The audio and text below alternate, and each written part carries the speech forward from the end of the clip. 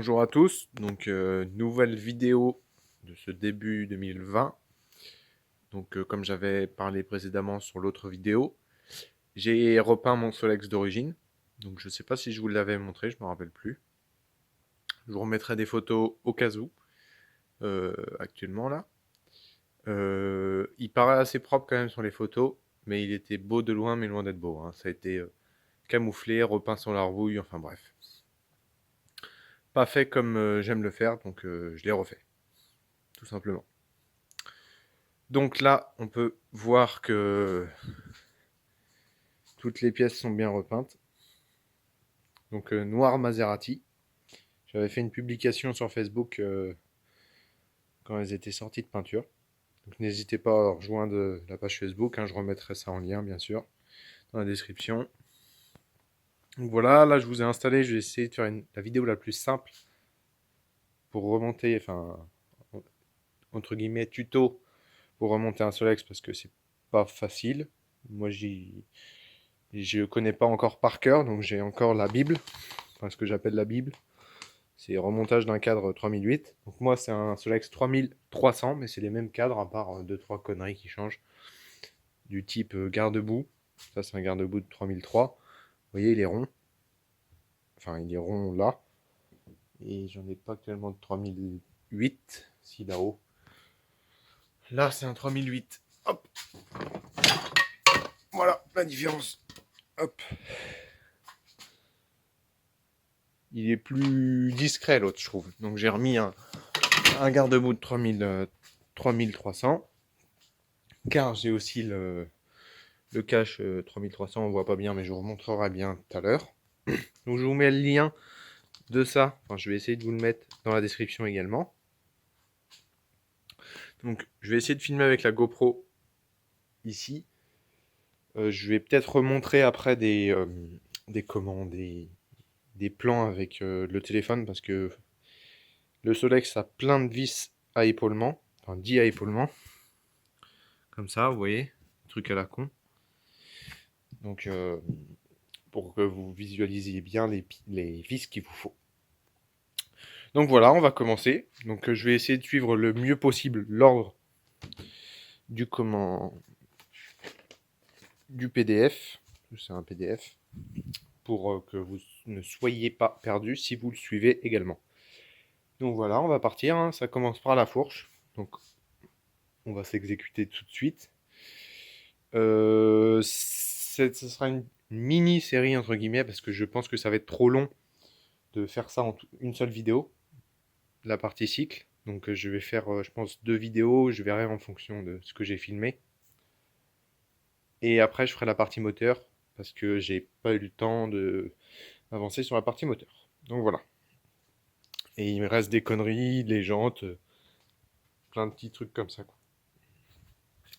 Mais déjà, le reste est peint. Donc on remonte le cadre parce que ça prend trop de place chez moi. Voilà. Donc on le remonte, ça prendra moins de place.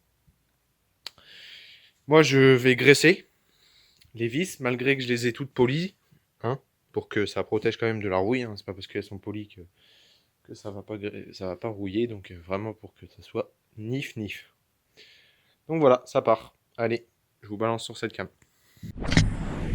Donc voilà, on y va.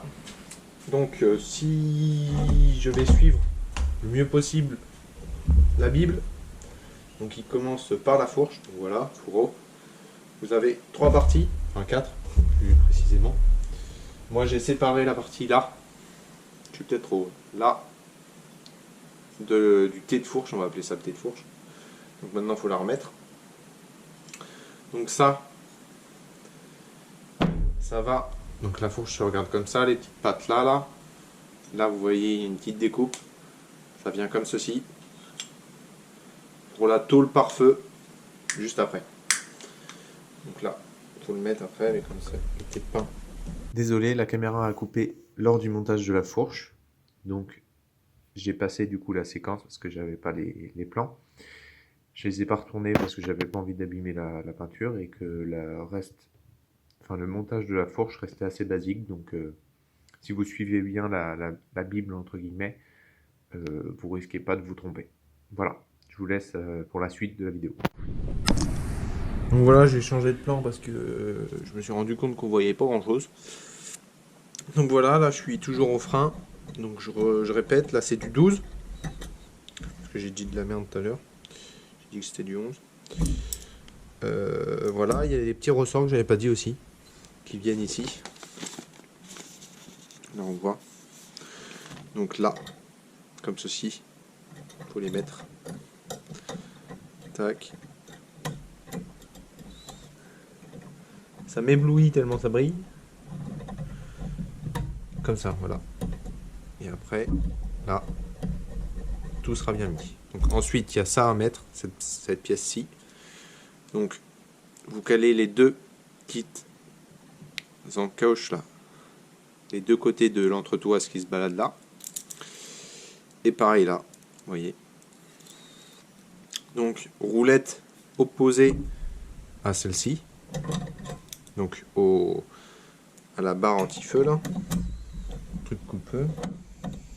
Donc là, ça c'est un peu chiant à mettre. Je vais pas vous le cacher.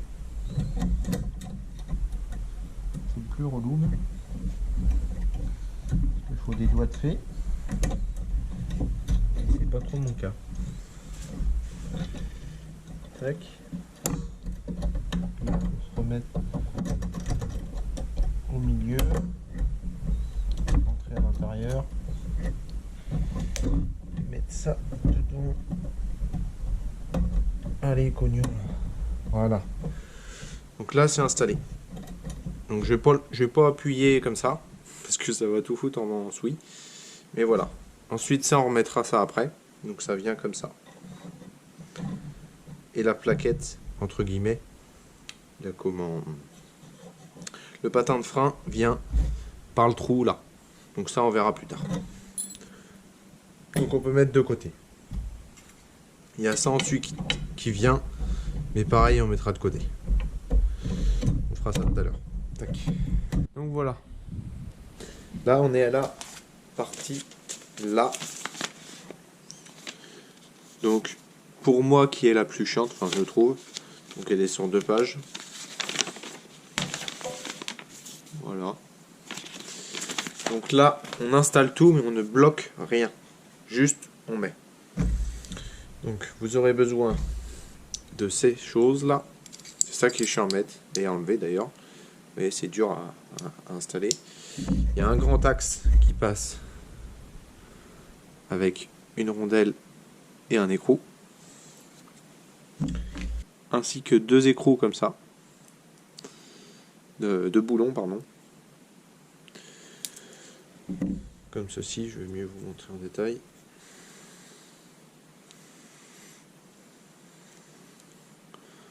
Avec un épaulement, une partie non filetée, un filetage et l'écrou, l'écrou.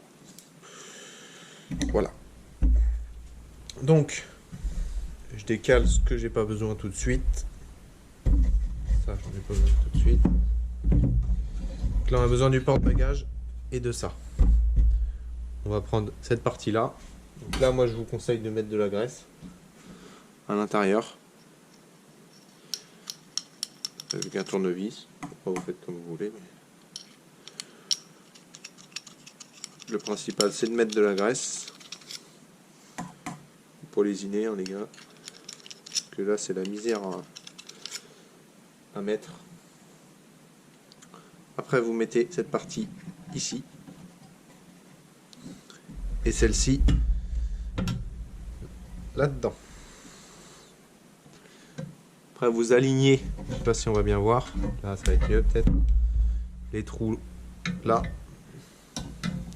et vous y insérez ces pièces comme ceci. Donc je le fais. Vous pouvez aussi graisser ça, ce sera toujours plus simple à rentrer. Alors, prendre le chiffon. Faire côté par côté. Hop. Là, on serait pas mal avec 4 mains, mais bon. On n'a que 2. On se débrouille. Avec 2. Le compliqué, c'est de trouver le trou. Hein. Donc voilà. Donc là, une fois bien graissé, ça rentre assez facilement. Ensuite, l'autre côté, pareil. N'hésite pas sur la came. Hop.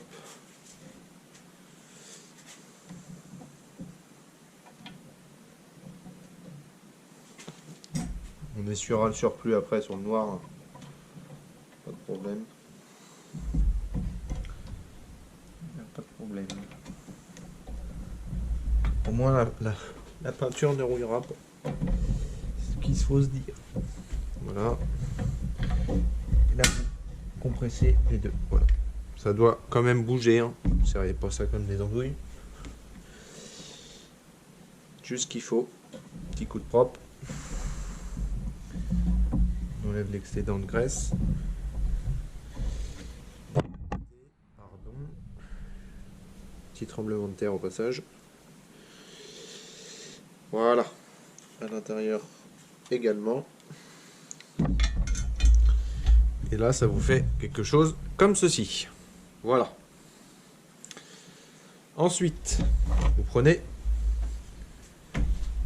votre sel. Donc après, libre à vous de mettre les ressorts tout de suite. Je conseille d'ailleurs de mettre les ressorts tout de suite. Mais moi, ils sont asséchés, donc je peux pas les mettre tout de suite. Hein. Vous comprenez bien que on peut pas les mettre tout de suite. Donc là, c'est conseillé de mettre à ce cran. Donc il y a plusieurs crans de réglage. Donc de mettre cette vis à ce cran. Donc du coup, ça fait ça. Tac. Ça force un peu. Normal. Voilà. Comme ça. Donc là, ça vous fait une belle partie. Comme ceci. C'est ça. Tac. Ensuite, vous insérez, pareil, un peu de graisse. La vis. Tac. À l'intérieur. Hop. On va faire déboucher. Tac. Écrou. Rondelle, pardon. Écrou. Vous vissez à la main sans bloquer. Comme j'ai dit tout à l'heure. Voilà. Ensuite, vous prenez ces vis à épaulement que je vous ai montré à l'instant.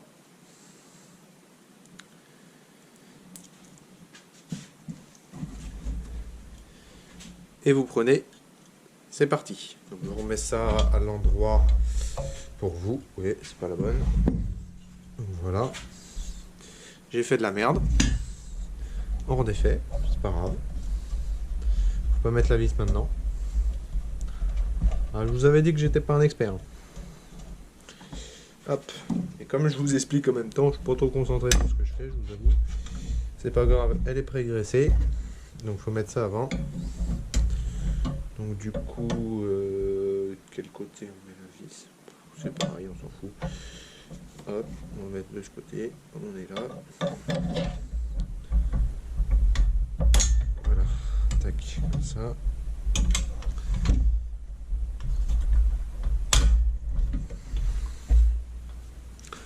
Ça paraît branlant comme, enfin pas très solide comme montage, mais je vous assure que tout serré, c'est solide.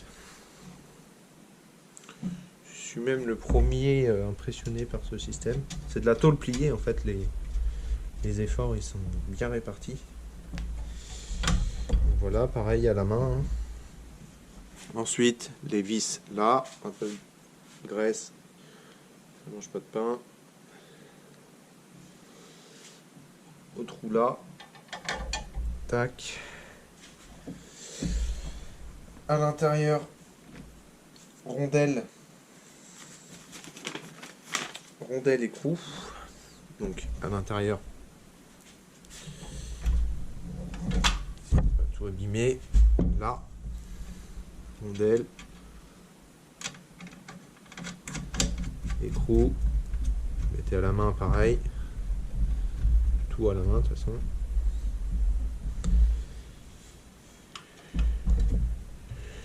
Je vais remettre ça à peu près bien. Voilà. Et la même chose de l'autre côté. Tac. Poil de graisse. Tac. On essuie le doigt. Rondelle, écrou. Moi je vous fais ça à l'aveugle. Vous voulez pas. On voit toutes mes traces de pâte, ne vous inquiétez pas. Il sera nettoyé après le montage. C'est vrai que le noir brillant, ça marque. Enfin, ça, on voit les traces, quoi. Ça marque pas, mais on voit les traces. Hop. Mon chiffon là est pas forcément top pour frotter. Donc voilà. Donc c'est pas moi qui le dis, hein, de rien serrer. Donc ça, fini. Nous voilà repartis pour la suite. Donc béquille et montant comme celui-ci. Donc moi j'avais défait l'intérieur de la tige et tout pour tout bien repeindre propre. Je l'ai remonté hors caméra tout simplement parce que j'ai pas deux clés comme ça, il fallait être deux. Donc je me suis servi d'un pote quand il était là.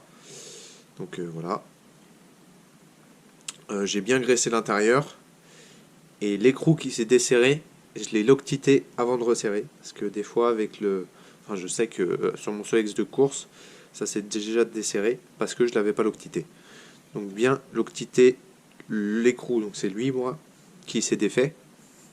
Parce qu'il y en a toujours un qui se défait mieux que l'autre.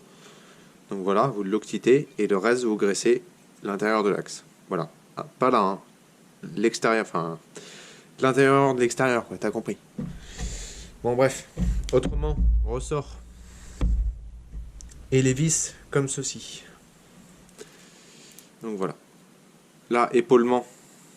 Un bel épaulement qui rentre à l'intérieur de ça. Voilà, comme ceci. Une rondelle, un écrou, basique. Le mec, donc c'est peut-être la différence sur les 3008. Son épaulement est plus grand. Et du coup, il peut mettre la vis par l'extérieur. Et moi, je peux pas, ça rentre pas. Donc c'est pour ça que je mets la tête vers la tête à l'intérieur et l'écrou vers l'extérieur. Donc voilà. Donc on va remonter ça. Donc c'est que je fasse pas de bêtises comme ceci. Voilà, comme ça. Tac. Ça là. Jusque là vous suivez. Ça, petit peu de graisse. Ça mord pas de pain. Ça mange pas de pain par contre. Hop, on va mettre là un peu aussi pour éviter de niquer toute la peinture en 2 secondes.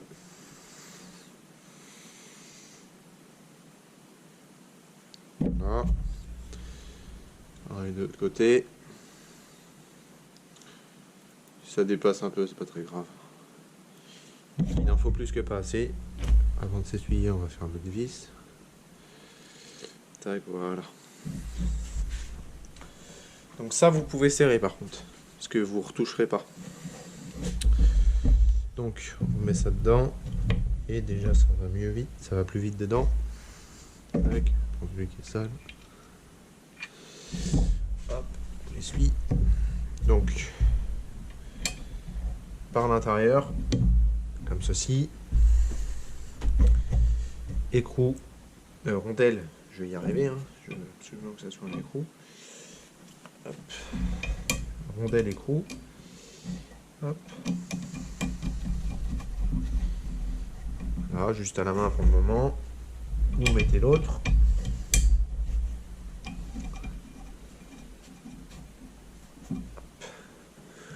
Vous essuyez l'excédent de graisse. Vous pliez. Enlevez le plus gros. Si vous n'avez pas fait les cochons, normalement, ça dégueule pas de partout. Voilà. Et là, vous pouvez serrer. Peut-être mettre le ressort avant. Que je fasse pas de bêtises. Je regarde. Donc, petit crochet à l'intérieur. Donc là. Hop. Comme ça, je crois. Tac. Non. Comme ça.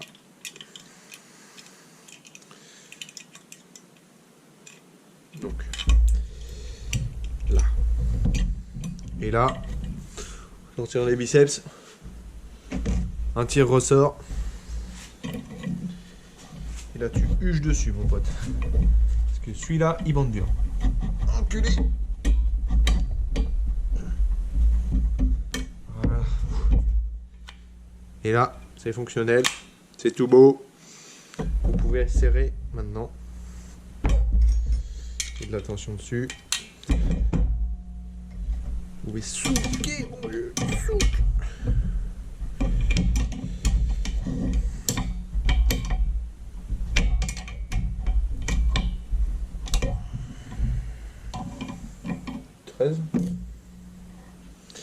C'est du 13. Par hasard, j'ai pas de 13. Ah, tac.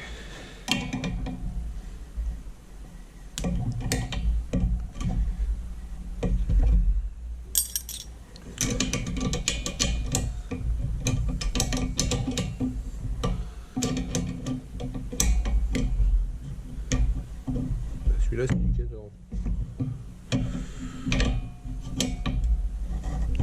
J'ai peut-être mélangé les écrous aussi, hein, parce que j'ai plusieurs Solex démontés. Donc, j'ai pas fait gaffe au comment. Aux tailles avant. Un petit coup de nettoyage et c'est parti. Et terminé. Normalement. Enfin, ça dépend si vous mettez l'axe de pédalier tout de suite. C'est à vous de voir. Je pense que je vais suivre la notice, je vais le mettre tout de suite. Pédalier, donc il vous faut les deux manivelles. Moi je mettrai les pédales ensuite. Une rondelle toute fine, une entretoise et une rondelle un peu plus épaisse. La rondelle toute fine, côté pédalier. Paf. Vous mettez l'axe, d'abord de ce côté, et ensuite de l'autre côté, vous mettez la rondelle fine, puis l'entretoise, et la manivelle. Tout ça graissé, bien entendu, ça paraît évident. Je vais couper tout de suite, car il me reste 1% de batterie.